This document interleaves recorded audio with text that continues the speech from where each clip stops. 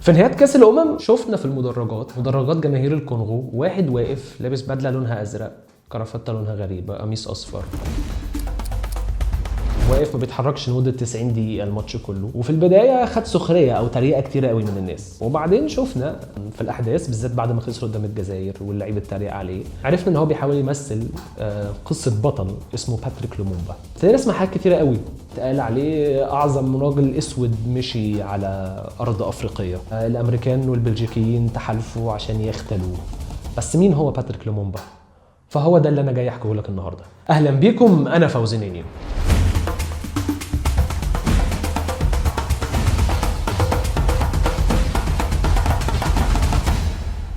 باتريك لومومبا اتولد في 1925 في مدينة اسمها أونالو في الكونغو، وهي مستعمرة بلجيكية. وهو صغير كان عضو في جماعة اسمها باتاتا، وهي جماعة صغيرة قوي، وكان بيدرس في مدرسة تبشيرية بروتستانتية بتاع ده بيعمل صوت ومضايقني. ماشي. لومومبا ساب التعليم وهو عنده 18 سنة، واشتغل في حاجات كتيرة قوي، منها مساعد ممرض وحاجات كتيرة قوي، لحد ما اشتغل في مكتب بريد في العاصمة ليوبودفيل. في سنة 44 راح لمدينة اسمها ستانليافيل ساعتها، وانبهر بالحياة الأوروبية هناك، لأن أغلب الناس اللي عايشة هناك كانت بلجيك. بس بالتابع كان في عنصرية كتير قوي هناك، يعني الأفارقة ما كانش مسموح لهم إن هم يروحوا المسارح، يروحوا السينما، يشتروا أي حاجة، عربيات، بيوت شكلها حلوة. كان مسموح لهم بس بالحاجات الرخيصة أو الكاتيجوري القليل، وده طبعا حاجة ابتدى يكبر عليها لومومبا. فقرر ساعتها ان هو يبتدي يستخدم مكتبة الحي هناك، لان هي كانت مسموحة لهم. ابتدى يقرا كتب ويتعلم لغات كتيرة، فابتدى يتكلم لغات مختلفة، انجليزي، فرنساوي، لكنات ولهجات مختلفة في بلده. وهناك ابتدى يتعرف ويتلم حواليه مجموعة من المثقفين الكونغوليين، وابتدوا هناك يناقشوا السياسة ويكتبوا مقالات لجرايد زي ذا فويس اوف كونغو ومجلات تانية كتيرة، وابتدى لحد ما صوتهم يبقى مسموع. وفي الوقت ده اتعرف باتريك لومومبا ان هو واحد من القليلين جدا اللي بيعرف يعبر عن رأيه وبيعرف يتكلم. ساعتها قدم باتريك لومومبا على الجنسية وراح لليوبودافيل العاصمة اللي هي دلوقتي كينشاسا، وفعلا خدها واتنقل للعاصمة ليوبودافيل اللي هي دلوقتي كينشاسا، وهناك بقى رئيس إقليمي لنقابة موظفين حكوميين، وفي نفس الوقت كان عضو فعال في حزب الليبرالي البلجيكي. فالتناقض ده أو مركزه في الاثنين مع نشاطاته بالنسبة للبلجيك ما كانش ليه منطق قوي، او ابتدوا يقلقوا منه. فجت في سنة 56 جت وزارة الاستعمارات البلجيكية، ايوه عندهم وزارة اسمها الاستعمارات البلجيكية، قررت انها تبعت لومومبا رحلة تعليمية لبلجيكا. بس طبعا ده كان فخ، لان هو اول ما رجع تم القبض عليه. They caught him on his way to Stanleyville and flew him back. Patrice Lumumba securely wrote. As for Mobutu's troops, they yelled and danced with joy after trying to lay their hands on him for months.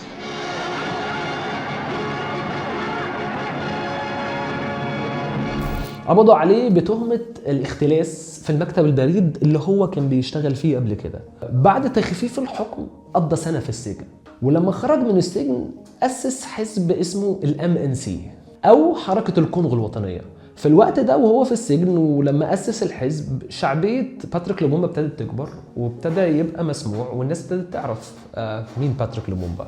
ففي سنة 58 وهي نفس السنة اللي أسس فيها الحزب، راح لمؤتمر الشعوب الأفريقية في أكرا في غانا، وألقى خطابه هناك، وكلامه هناك عن الوحدة الأفريقية خلى الناس تبتدي تركز معاه. ولما ابتدى ينشر الفكرة دي وسط الأفارقة واللي هي دول كلها مستعمرة، ابتدت الحماسة بتاعة الاستقلال وفكرة إن احنا ناخد مواردنا لنفسنا ابتدت تشد الانتباه جامد قوي. وبسبب ضغط الشعوب قررت في ديسمبر 59 الحكومة البلجيكية تعمل انتخابات. MNC بتاعت باتريك لومومبا قررت ان هي تقاطع الانتخابات عشان شايفة ان دي مسرحية البلجيك عاملينها عشان يجيبوا حد منهم ويمشوه على مزاجهم. فبسبب شعبية MNC كتير قوي من الكونغوليين قطعوا الانتخابات. الفكرة ان رد فعل البلجيكيين كان رد دموي جدا، لدرجة ان وصل الاشتباكات والموضوع ان في 30 نفر اتقتل في العاصمة وفي مدن تانية كتيرة. وخلصت القصة دي بالقبض على باتريك لومومبا بتهمة التحريض على الشغب. الحزب المره اللي بعدها قرر ان هو يغير تكتيكه، فقال لك المره دي بدل ما اقاطع انا هنزل الانتخابات. ففعلا نزلوا الانتخابات وبسبب شعبيتهم كسبوا باصوات 90%. فبعد ما كسبوا قدموا طلب ان هم يفرجوا عن باتريك لومومبا عشان يناقشوا تشكيل الحكومه الجديده والاستقلال. وفعلا الطلب ده اتقبل وباتريك لومومبا خرج وبقى اول رئيس وزراء لكونغو الديمقراطيه، وبقى في حكومه كونغوليه هي اللي ماسكه البلد. وفي 1960 في يوم الاستقلال وقدام ملك بلجيكا والعالم كله كان بيتفرج، ألقى لومومبا خطابه الشهير اللي كان قوي جدا واللي اتخلد في ذهون الناس كحركة أو كفكر للنضال ضد الإمبريالية في أفريقيا. L'histoire glorieuse de notre lutte pour la liberté. وكلام باتريك لومومبا في الخطاب كان كالآتي لما بدأ ب I swear to Allah أو أقسم بالله إن إحنا لو اتحدنا مفيش قوة على الأرض هتقدر تهزمنا ولا أي واحدة. وللإخوة والأخوات الأفارقة، الحرية هي مش مجرد شعارات ونشيد وطني بنغنيه. الحرية يعني نبني طريقنا بنفسنا ونتحكم في مواردنا ونعلم تاريخنا بتاعنا إحنا ونحمي مستقبلنا. والوقت طويل جدا الغير كان بيستخدم حاجتنا عشان هم يبقوا أغنياء. بعد الاستقلال على طول وحدات الجيش قامت بثورة اعتراضا على الرئيس اللي موجود. فبلجيكا بعتت 6000 جندي وقالت ان انا بعتهم عشان احمي المواطنين البلجيكيين بتوعي اللي موجودين. وبعدها بيوم موسى تشومبي اللي انا ما اعرفش ده مين بالظبط، بس هو تقريبا واحد سياسي او بيرأس حزب من الاحزاب، استغل الصراع والقلق اللي بيحصل واعلن عن انفصال مقاطعه كاتانجا عن الكونغو. فور يور انفورميشن، مقاطعه كاتانجا لسبب من اسباب احتلال بلجيكا للكونغو، لان هي فيها موارد ويورانيوم وحاجات كتيره قوي. وبرضه فور يور انفورميشن، القنبلتين اللي استخدموا ضربوهم على هيروشيما وناجازاكي كانوا واخدين يورانيوم من مقاطعه كاتانجا من الكونغو. طبعا لما الحركه دي حصلت الحكومه البلجيكيه او الجيش البلجيكي كان بيدعم الانفصال اللي عمله موسى تشومبي ده عشان يضعف حكم لومومبا وعشان يفضل هو برضو موجود هناك. باتريك لومومبا راح للأمم المتحدة وقال لهم دلوقتي هم حاطين جيشهم هنا واحنا بلد مستقلة عندنا حكومتنا الكونغولية، فانا عايزكم تطلعوا جيشهم بره وعايزكم تمنعوا الشغب او التمرد اللي بيحصل في كاتانجا. طبعا الامم المتحده قالت احنا مالناش دعوه او مش هنقدر ان احنا نعمل كده. ونفس الكلام فرنسا وامريكا قالوا احنا برضو القصه دي مش قصتنا. فلومومبا لقى الغرب بيعملوا كده فقال لك ماشي يبقى نروح الناحيه الثانيه. فراح للروس الاتحاد السوفيتي وقال لهم ابعتوا لي طيارات عشان انقل جيشي اوديه كاتانجا.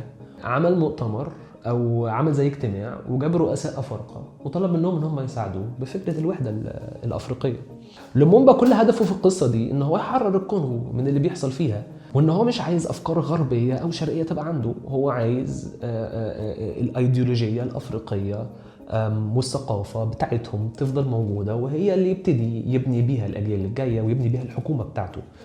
بس بالنسبه للغرب وبالنسبه لبلجيكا وامريكا وفرنسا ان يكون في جنود سوفييت في افريقيا دي كارثه كبيره، زي بالظبط دلوقتي كده جرينلاند وامريكا. الفكره ان لومومبا مشاكله ما وقفتش هنا، الكلام ده كله خارجيا. طب داخليا كان عنده صراع مع الرئيس نفسه اللي هو اسمه كازافوبو عشان هو كان معترض على كل افعال باتريك لومومبا، بس هو ما كانش قادر عليه لانه هو رئيس وزراء منتخب وليه شعبيه كبيره قوي زي ما قلنا في الام ان سي. وكان بيقول ان هو عايز فكر يدعم يدي الحريه او الاستقلاليه للبلجيك او الغرب حاجه كده يعني. فقرر الرئيس ان هو يقيل لومومبا من منصبه في 5 سبتمبر 1960 واللي هو 3 شهور بس بعد تعيينه. يعني لومومبا عمل كل ده في 3 شهور وحطه في اقامه جبريه. باتريك لومومبا رفض الإقالة دي لأن قانونيا هو ما ينفعش، لأن هو كان رئيس وزراء منتخب مش متعين، فما كانش الأحقية أن هو يقيله، فرفض الإقالة. فابتدى يحصل ساعتها صراع على السلطة. فجه الجنرال موبوتو سيسوكو واللي هو واحد من الجيش الكونغولي طبعا بدعم من بلجيكا وأمريكا، دخل وسيطر على الحكومة هناك.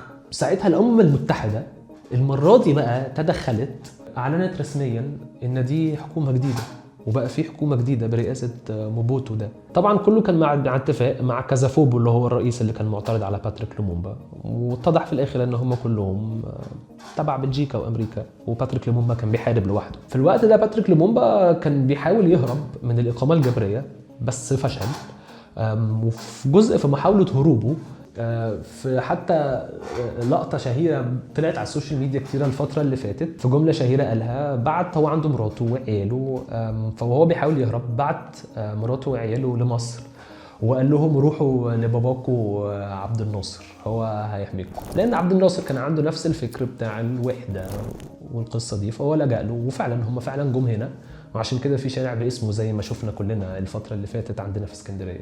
لومومبا بقى واصحابه اللي هم كانوا معاه في الحزب وكانوا معاه في الحكومة اتقبض عليهم طبعا كلهم، وكانوا بيتعاملوا معاملة وحشية لحد ما في سبتمبر 1961 تم إعدامهم رميا بالرصاص، طبعا بمعرفة أو بتعليمات بلجيكا. ساعتها اتدفنوا في مقابر بعيدة، وبعدين طلعوهم وقطعوا جثثهم وحطوهم في أحماض عشان ما يبقاش ليهم أي وجود تاني.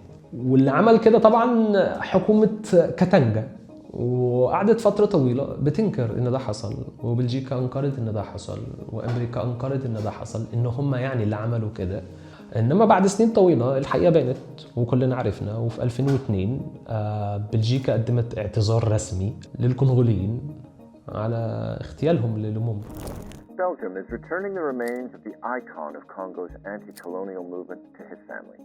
وفي 2018 وزارة الخارجية الأمريكية اعترفت دوايت إيزنهاور كان مشارك في القصة دي، ومش بس كده مع فرنساويين، وقصة كانت كبيرة، الموضوع كان أكبر من كده بكتير، وقالوا إن هي الخطة ما خلصتش للآخر، واضح إن هم يعني كان في أكتر من كده كمان من مجرد إن هم يعملوا كده، واللي كان مشارك فيها دبلوماسيين فرنسيين، والهدف كله من اللي هم كانوا بيعملوا ان هم يخلصوا من واحد زي باتريك لومومبا عشان تفضل مستعمرة.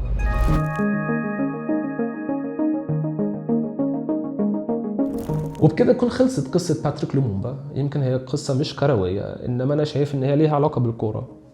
عرفنا قصة الراجل اللي كان واقف في المدرجات لمدة 90 دقيقة و120 دقيقة، بنتكلم في 4 ماتشات، متخشب عشان يمثل الشخص ده، وبيفضل واقف ما بيتحركش، كأن الكونغو ممثلة في باتريك لومومبا. ولحظة خسارة الكونغو من الجزائر الراجل وقع على أساس أن سقوط لومومبا هو سقوط كونغو الديمقراطية.